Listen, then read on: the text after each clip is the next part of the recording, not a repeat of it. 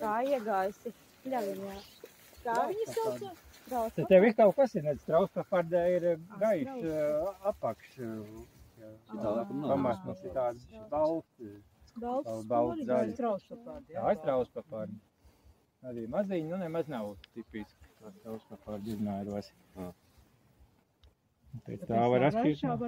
Pēc tā var pazīt, ka tā nav ozolpapārdi. Nu arī melns lapas kāds ir, lapas asis. Citiem būs brūnas.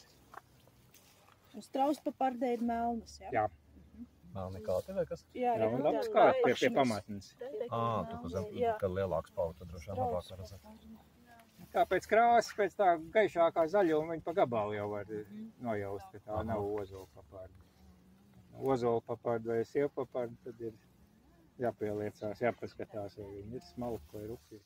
Līgās lapas, par kurām tik runāts, bet nebija ko parādīt, tāpēc nav sporas, sporas viņam uz pavisam citādākām lapām veidojās.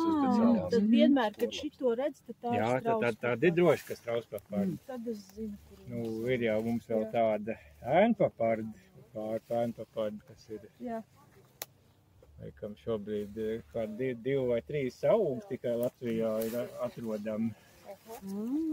Viņiem līdzīgi? Tā arī viņai ir neauglīgā lapa, veģetatīvā un auglīgā lapa ar pavisam savādākām lapiņām.